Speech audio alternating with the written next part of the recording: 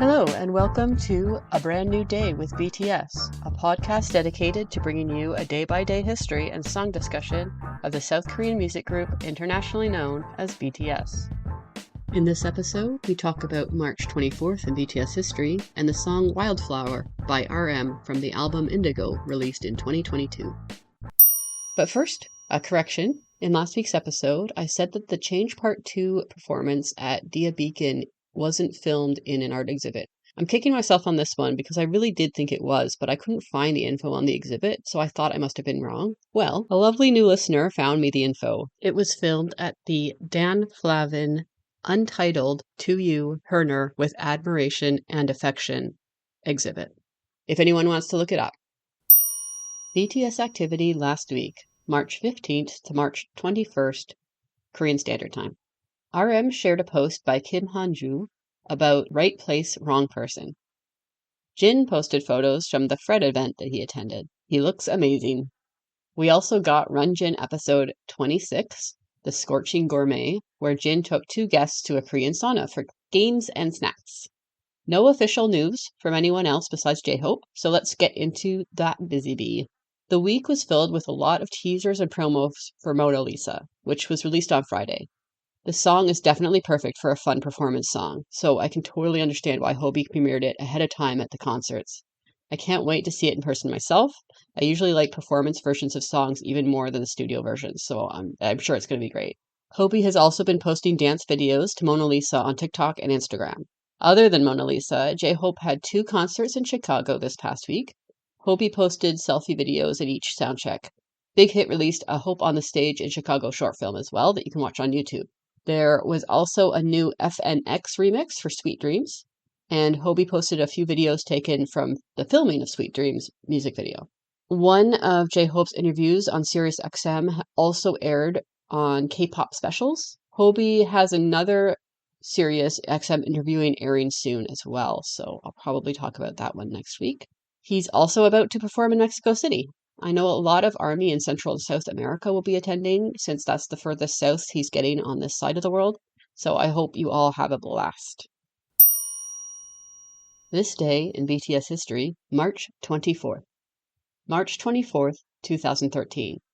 We're starting off with a little bit of a heartbreak, as this is the day pre-debut where J-Hope films a log, and in that log he checks their fan cafe website to read messages and discovers that no one has left him personally any messages. They're all addressed to the group or other members. He says it's okay, and based on the world tour he's currently having, I think he was correct. RM also posts a rap called Freestyle 3 on the BTS blog.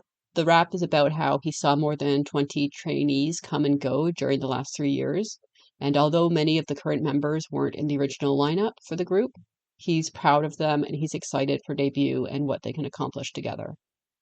March 24th, 2014. BTS tweet a photo from their recent trip to Thailand, and V tweets a selfie. The Thailand photo is from their trip that got documented in the BTS Now in Thailand photo book, if you want to look it up. March 24th, 2015. RM is active on Twitter, possibly posting raps. I think I had trouble deciphering this one. Hobi tweets a photo of a dropped sweat on the floor. Jimin tweets about it being D-4 to their BTS Begins concert in Seoul.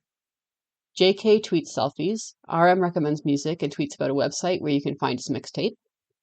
On YouTube, BTS release a video promoting their Weibo account. Weibo? I'm not sure how to say that. Weibo, as I understand it, is a social media app that is largely used in China, though someone could correct me if I have the scope of the app wrong. The Four Things show airs on TV. This show followed RM and his struggle between his underground rapping roots and his current idol life, how he was perceived in both communities, and the war within himself about how to define his artistry. We get a lot of classic clips from this show that get passed around ARMY. This is the show where their production crew, Bang PD and BTS, played a prank on RM, where they pretended Bang PD was mad at him and snapped the question to choose between BTS and his solo career after berating him. RM chooses BTS, of course. A lot of people play that clip out of context as though it was a serious question, but it was genuinely a prank to demonstrate that he wasn't an egotistical leader. But it's still a great moment and a demonstration of how RM reacts when he's being accused of not being supportive of his team. If you can track the show down in its entirety, it's an interesting watch to understand RM's mindset in those early years. March 24th, 2016. It's a quiet day. V tweets a video of the group thanking Japanese army. They had a concert in Kobe, Japan the day before. This concert was actually a makeup concert that they had to do after they canceled a concert back in December because V and Suga fell ill. RM tweet recommends music. The next day, they're traveling all the way to Abu Dhabi. So I'm sure on this day they were just resting. March 24th, 2017. Jimin, Jin, and Suga tweet selfies. It's the second day of their Wings concert in New York. You can watch it in Burn the Stage episode 4. Suga does a V-Live close to midnight. The concert was great. Suga hasn't really left the hotel in 3 days. He'd love to walk around New York with coffee, but that isn't something that will happen for him. Side note, it amuses me that BTS consistently reference New Yorkers as people who walk around with coffees. I didn't realize this was like an international stereotype of New York. V does a V Live after midnight, so technically on the 25th, but it happens before he goes to sleep. He plays music and discovers the increasing frequency feedback loop that happens when you listen to your own live stream on livestream. I don't know what day it happens, but while they're in New York, Jimin buys V a necklace with a tiger pendant on it. He shows it off later in a May V Live. March 24th, 2018. In Japan, FM 802 Bintang Garden, This is BTS airs. It's with J-Hope, Jimin, and V. And that's all I know about this day. As I mentioned last week, I'm not exactly sure when they filmed the Euphoria short film, so it might have been around this time. March 24th, 2019. BTS are performing their Love Yourself, Speak Yourself concert in Hong Kong. You can see the behind the scenes in the documentary series Break the Silence, Episode 3. It's also where we get the Bangtan bomb called Jin's Sunglasses Collection in Hong Kong, which was released later on July 10th, and you can find it with subtitles on Bangtan Sub's YouTube channel. RM and J-Hope tweet a thank you after the show along with selfies. Jimin tweets a video that he took with the soundcheck audience. March 24th, 2020. Jin is active on Weverse, and that's all I know. It's very early in the pandemic, so most of the world, including Korea, are in basically complete shutdown, with people scrambling to figure out how to continue to work without spreading disease. But it's a Tuesday, so we get Run BTS episode 97. This is part 1 of the pajama parties. It was filmed before August 2019, possibly as early as June. It could even have been filmed before January 30th, 2019, but that seems less likely. I'm not sure I've taken the time to painstakingly match up hair colors and lengths with the era on this one. So if anyone wants to do that for me, let me know. March 24th, 2021. BTS's You Quiz on the Block episode airs. Jimin is active on Weverse and also posts a selfie there. Jin posts on Weverse explaining that his segment of You Quiz is shorter than the others because after they filmed, he felt that what he said was too melancholy. So he had them cut down his interview. So his shorter appearance on the show was at his own request. Personally, as someone who loves information, I really wish Jin didn't edit out so much of the darker sides of his life, but ultimately I have to respect his wishes to only show ARMY happy things. March 24th, 2022. RM recommends Window Seat by Erykah Badu. V does an Ask Me Anything on Instagram, and then complains on Weverse that Ask Me Anythings are hard. He informs ARMY that his Instagram crashed. He also does a poll choosing between his representative animal being a tiger or a bear, and bear wins. This is also the day that Hobi tests positive for COVID-19, which means he has to quarantine for 7 days. But it's very bad timing because BTS are only on their second day of dress rehearsals for their first in-person solo performance at the Grammys, which are in only 10 days and require over 14 hours of travel to get to. You can see some of the rehearsal from this day in the episode called BTS at the 64th Grammy Awards on the Bangtan TV YouTube channel. March 24th, 2023. In the early hours of the morning, JK does a live stream. He is making a snack, and then going to bed because he's so hungry that he could die. He's been dieting recently for secret reasons, but I'm pretty sure we all discover later that it's for the Calvin Klein ads. He ends up eating what he makes directly from the frying pan on the stove while being very theatrical about how delicious it is after not eating for so long. After he eats it, he grabs his guitar to show off his progress after having only one lesson. Then he goes to bed at 5 a.m. Jungkook comments on a post by Jimin on Instagram. He still has his own account at this point. Currently, he only has Bam's account, so don't fall for fakes.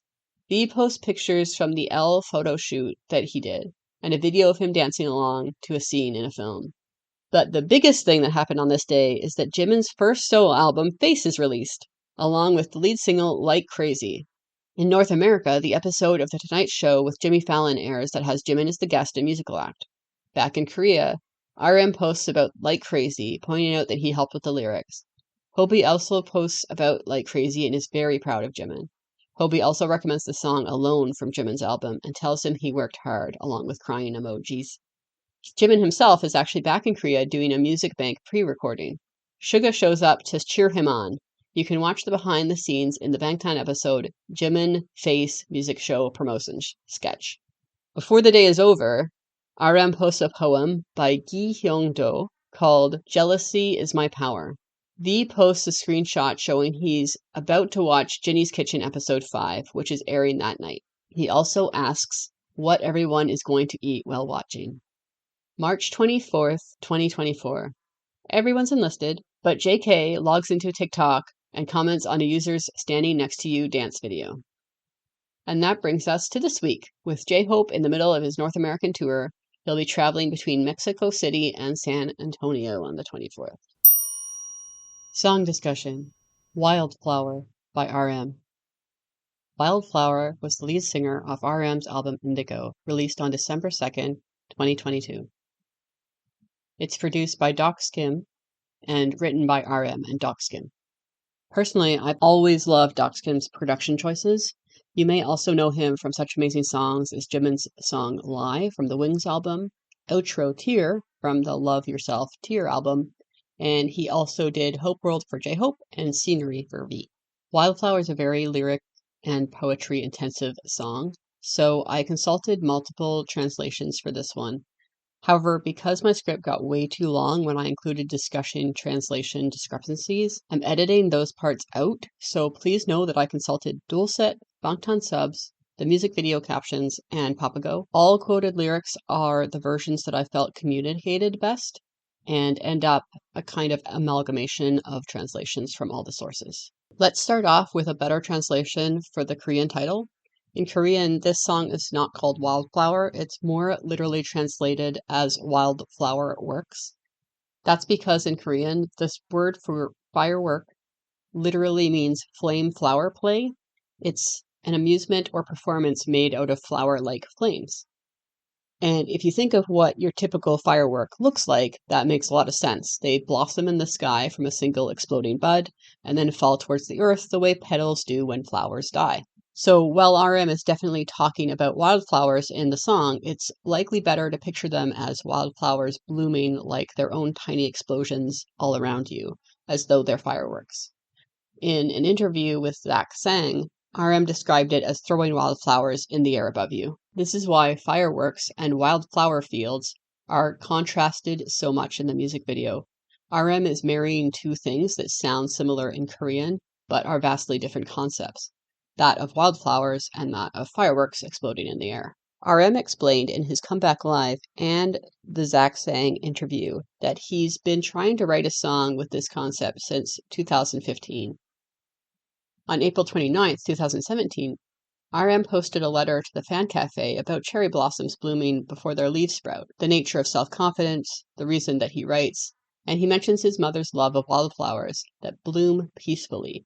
He really loved that phrase, bloom peacefully. He then hopes everyone enjoys the cherry blossoms and then says, I guess we have to run as hard as we can again.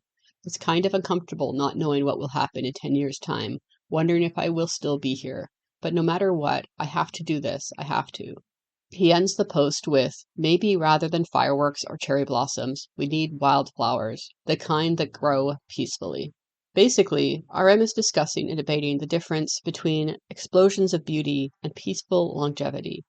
In his interview with Zach Sang, RM likened BTS to the explosion of beauty and his own desired future to be that of peaceful longevity.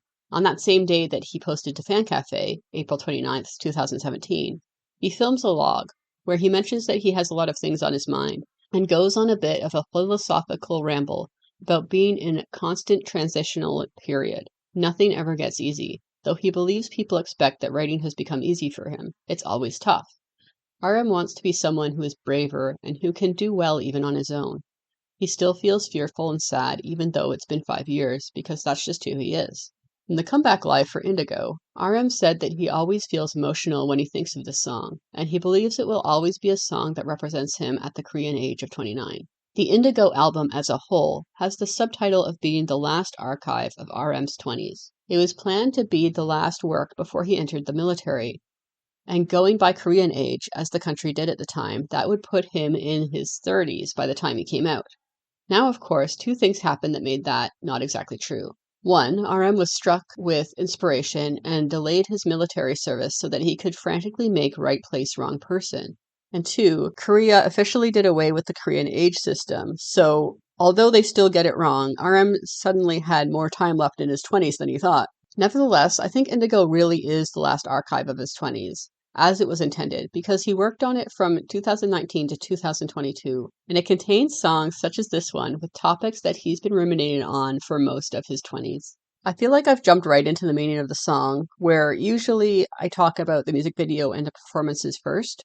For performances, there are only three: the live-to-camera performance in RM live in New York at Dia Beacon, a performance in front of an audience of 200 at Rolling Hall in Seoul, for which Eugene joined him on stage, and then once again, RM performed it alone when celebrating BTS's 10th anniversary with ARMY at Festa in 2023. Eugene is the lead singer of the South Korean rock group Cherry Filter. They formed in 1997 and are one of the most popular rock bands in South Korea. And when you hear her voice, you can understand why. RM said that if Eugene hadn't been able to do the feature, he would have had to rewrite the song. She was the only one that could pull off the part as originally intended. Honestly, my favorite performance is the Rolling Hall performance that has Eugene live with him. Okay, now that we know this is an emotionally charged song full of philosophical things that RM has been trying to put into song form for 6 to 7 years, let's get into the lyrics and the song itself, and we'll discuss the music video simultaneously for a change. There's a quick 15 seconds of what would be a calm, atmospheric intro, except that it's building quite suddenly, and then the song starts like a firework of sound exploding in your ears, just as the music video starts off in what would be a serene place above the clouds, except that we see flashes of light below and distant explosions. This is RM pulling us below the surface of how it feels to fly so high, the immediately dizzying firework display that we tumble through as the music swells in our ears. Wildflower outlines both RM's history, his present, and where he'd liked his future to go. RM, by contrast to the fireworks display, is telling us where and who he is right now. He's in a flower field. He's in open land. He has no name. He has no shame. He is on his grave. The "no shame, I'm on my grave" line reminds me of the RM quote about how it feels to be on stage, that BTS goes so hard that they feel like they're dying quicker, that they're closer to death whenever they perform. I remember one backstage documentary where I believe it was RM came off the stage and said that he saw his ancestors out there. There is a cost for the explosion that is both BTS's fame and their performance. The intro continues in Korean, that this is for when your feet don't touch the ground, your own heart underestimates you, your dreams devour you, and when you don't feel like yourself. All those times. For me, one of the more stunning lines in the song is the line, "when your dreams devour you." If you think of BTS, they've soared higher in fame than they've ever intended. While happy that it's worked out so well for them, this isn't actually the future that they envisioned. They went into the music industry dreaming of a typical idol experience. They wanted to do well, but they wanted to do well in the Korean music industry measurements, not international music industry measurements. Suga has stated before that when he started, he fully believed that he'd do the standard 7-year contract and then become a producer and a songwriter. He had an anxiety attack at the American Music Awards in 2017 because he did not know what to do with the level of fame they were achieving. Their own ambition and dreams had devoured them. Their passionate hearts that led them into this industry had actually underestimated what they could do and left them unprepared for what happened next. Okay, that's just the intro, and I'm already at time for this episode. So let's get into the first verse and try to be quicker. In the first verse, RM outlines the beginning of his career and his desires there. He wanted the flames of fireworks in the beginning, that they'd fall beautifully, that there'd be applause at the end. But now, in the present, he feels that he's lost what he believed in somewhere along the way, that the fame has become shackles. RM doesn't want to be ambitious anymore. He just desperately wants to be himself. In the music video for this verse, we see RM silently looking at us, surrounded by long grasses in a field as he talks about his beginning desires. And then when he talks about the present, he's transported to a barren landscape where nothing grows, surrounded by twisted dead trees, while embers of unseen fireworks rain down on him. We're back in the beautiful wilderness again as RM outlines what his life is like for him now, that every day and every night he has persisting pain and criminal mind.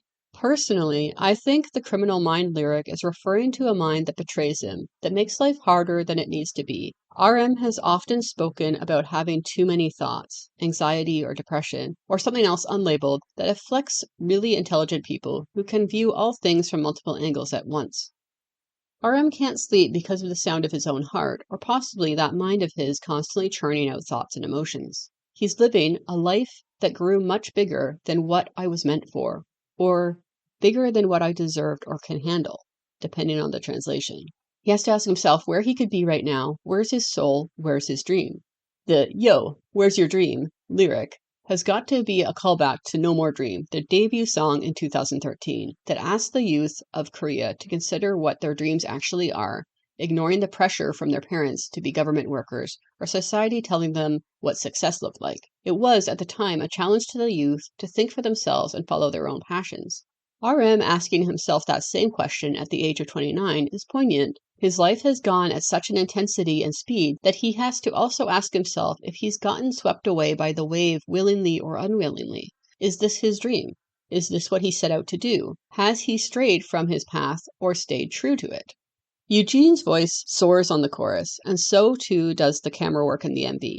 Now we're a bird flying over RM's flower fields, as Eugene tells us that RM wants to scatter into the sky, but not like fireworks, like flower works. In verse 2, RM wonders what his end is going to be. He's exhausted. He wants to take off his mask. The mask is something that BTS have sung about and RM has therefore written about for years. It's the public persona. From the very beginning, RM wanted to connect more person to person than celebrity to fan. All of BTS's content, actions, and interactions with ARMY have echoed this desire.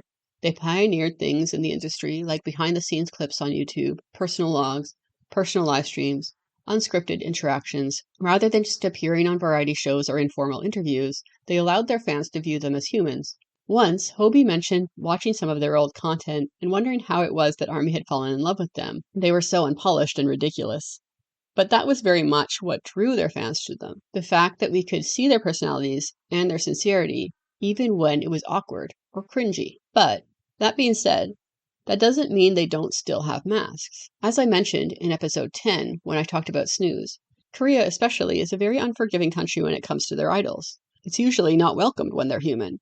Things like dating, marriage, having children is often seen as betraying your fan base. I like to think that's slowly changing, that whomever is still complaining about it is a vocal minority, but the issue remains that the mentality of the industry is that you can't have anything perceived as a character flaw. If you're LGBTQ plus community, hide it. If you smoke, hide it. If you drink, that's great, it's Korea, but don't experience any minor consequence of participating in your own country's drinking culture, or else you'll get character assassinated for weeks on end. Try not to swear too much. Definitely don't talk about politics or anything at all controversial. Don't get into a minor fender bender in a blind intersection. Don't be seen hugging a friend on illegally obtained CCTV footage. The list goes on. No matter how open they are, there always has to be a mask there, and that's normal. When I go out with my friends, I'm there to have a good time, not unload all the anxiety that I might actually be going through. But the difficulty comes when you have to constantly have that mask on. There's no reprieve. There's nowhere where you can take it off and be a real human. RM continues to clarify. Yeah, me no hero, me no villain, I'm nothing. People who deify him and people who vilify him are equally wrong. Once again, RM returns to the problem of his mind. His engine keeps running even when he's idle. His memories turn violent. He can't remember what he wanted anymore, and the happiness that he believed in turned out to be momentary. RM had yearned for fireworks and discovered that fireworks are very brief beauty. Momentary happiness. His mind, ever working, is throwing painful memories at him, wondering if everything was worth it. Here we return to the barren wasteland in the music video, but this time the falling embers from unseen fireworks have turned into a violent windstorm. RM raps that he's been going forward no matter what, grabbing onto the edge of dawn by the collar and spitting things out. I took this to mean that he was picking a fight with the sunrise. And here we get to another one of my favorite lyrics. Society's all for the loudest voice, and here I am speaking silence. A lot of the ills in modern society, in my mind, are caused by us drowning in noise. Everyone is screaming into a room, and whomever manages to be louder gets heard, even if they're the only ones with that particular opinion or message, even if that opinion or message is ridiculous. There might be 20 quieter people trying to say something actually constructive and helpful, but you won't be able to hear them. The wall of noise starts feeling like it's made up of people echoing that one stupid loud guy that you can actually hear over the din, and suddenly that opinion feels like a majority opinion when it's not. It's just one stupid idiot ruining everything for everyone. He gets people's ears, and depending on how much critical thinking or morals they possess, he might get their hearts and minds too. And suddenly you have a cult of personality around this one loud imbecile. I'm sure people have told RM to make songs more straightforward, to write his lyrics in a certain way, to possibly dumb things down for the masses. But RM started life as a poet, and then added the rhythm later on. To ask him to take out the poetry out of his message is to ask him to not be himself. RM continues saying that this is an aside, a fully mature sailboat, or a sailboat in full bloom, to reach and face all the misunderstandings and prejudice. I took that to mean that RM is talking about Wildflower the song, that the whole song is a little aside to inform the audience how he's feeling as his play continues. The sailboat is BTS. Their team name of Bulletproof Boy Scouts was made with the meaning to block out the misunderstandings and prejudice that rain on youth like bullets. RM has often referred to BTS as like being on a boat where everyone is facing different ways, and therefore have different perspectives and desires, but they're all traveling in the same direction. He tells us that he doesn't actually enjoy when we celebrate him, or as he says, toss him in the air. He wants to stay on the ground, with the flowers that don't have names. He refuses to go to the stars again. He wants to stay underfoot instead, to a purposeless destination, not even knowing my own sadness, making friends with even the shadow. I be gone. RM doesn't know where he's going, but he knows that he has to go there. In the music video, as the chorus echoes again, the windstorm stops, but instead of returning immediately to the fields, we first see him standing under a traditional Korean firework. Rather than bursting briefly in the air, these fireworks are done by lighting combustible material hung on a starburst of ropes overhead. These fireworks have a longer lasting visual display.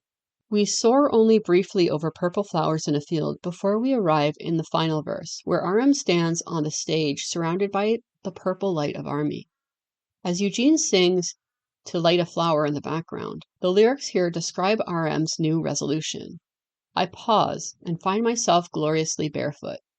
Nothing was mine to begin with anyway, and don't tell me like you gotta be someone, because I can never be like them. Yeah, my beginning was poetry, my one and only strength and dream that has kept me going. From fireworks to a wildflower, from boyhood to eternity, I shall remain in this barren field. Ah, I shall return someday. RM plans to turn his fireworks into flowerworks. From a happiness that blooms fierce yet fleeting to one that blooms peacefully among the wildflowers. He'll do this by staying true to himself, to his poetry, not listening to those voices that tell him that he has to be like someone else. My absolute favorite visual in the music video comes during the last repetition of the chorus, where we go from RM enjoying the stage surrounded by purple army to standing in a purple flower field, his face upturned to the sun, and then we slowly flip the camera so that RM is planted on the ground with his wildflowers, but yet they are now also in the sky, petals blowing in the breeze just like the earlier embers rained down to the ground. A wild flower work. The song ends with the same words it began with, but this time RM is performing the words both on the stage and in his field where he is gloriously free. Wildflower is a declaration that RM is going to follow his own path, that BTS is also going to follow their own path, and some people might not like it, but they're going to stay true to themselves. They're not going to stop being human. I also wanted to talk about how Indigo is a sanitized version of Right Place, Wrong Person, which carries the same message, just a little bit angrier and even more honestly. But this episode is already way too long, so let's just spin the random song generator and see what I'm talking about next week. Airplane Part 2 from Love Yourself Tier. Nice. Awesome. Airplane Part 2 with Hobi touring right now. That will be really fun to talk about. And that brings us to the end of the podcast. If you'd like to discuss this episode, today's song, or have a say in what song gets selected for discussion in the future, you can find me over at Patreon at A Brand New Day Pod. You can also email me at abrandnewdaypod@gmail.com or find me on Blue Sky under A Brand New Day Pod. Thanks. Have a good rest of your day.